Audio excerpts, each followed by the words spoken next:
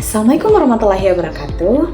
Halo semuanya, perkenalkan nama saya Yusabella Arfika dengan NIM 2459102 dari Prodi PGMI 3C. Di sini saya akan menjelaskan tentang interaksi sosial dan peta. Apa sih itu interaksi sosial?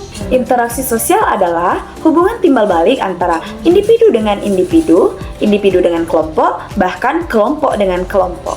Interaksi sosial itu tidak terjadi secara tiba-tiba, tetapi didorong oleh berbagai faktor yang mempengaruhi cara orang berinteraksi dengan orang lain.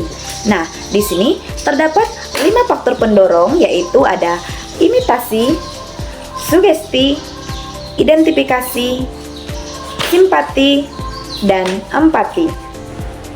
Baiklah, di sini saya akan menjelaskan satu submateri saja, yaitu tentang imitasi.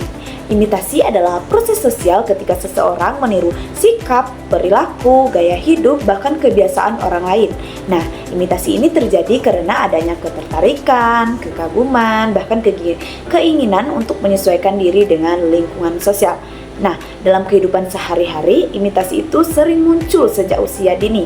Misalnya, anak-anak itu meniru cara berbicara, bersikap, bertindak dari orang tua maupun dari gurunya. Nah, melalui imitasi, individu itu belajar norma, nilai, bahkan pola perilaku yang berlaku dalam masyarakat. Namun, imitasi itu dapat berdampak positif maupun negatif loh. Dampak positifnya yaitu seseorang dapat meniru perilaku baik seperti disiplin, bahkan sopan santun. Nah, sedangkan dampak negatifnya yaitu muncul jika ketika yang ditiru itu adalah perilaku menyimpang. Nah, oleh karena itu, imitasi itu sangat berperan dalam membentuk kepribadian dan perilaku sosial seseorang. Baiklah, sekian materi tentang interaksi sosial. Selanjutnya, di sini saya akan menjelaskan materi tentang peta. Baiklah, di sini saya akan menjelaskan tentang unsur-unsur peta. Apa saja sih unsur-unsur peta itu? Unsur peta terdapat 11. Yang pertama yaitu judul, yang kedua yaitu skala, dan yang ketiga yaitu tanda arah, keempat yaitu tata warna, kelima yaitu simbol, dan yang keenam yaitu lettering, yang ke-7 yaitu legenda, dan ke-8 yaitu insert, dan yang ke-9 yaitu garis astronomis, dan yang ke-10 yaitu garis tepi, dan yang ke-11 yaitu tahun pembuatan. Dari 11 unsur tersebut, di sini saya akan menjelaskan satu submateri saja, yaitu tentang simbol. Simbol pada peta adalah tanda, gambar, atau bentuk tertentu yang digunakan untuk mewakili objek atau fenomena yang ada di permukaan bumi ke dalam suatu peta. Nah, simbol dibuat karena objek sebenarnya tidak mungkin digambarkan secara nyata dan lengkap pada peta yang berukuran kecil.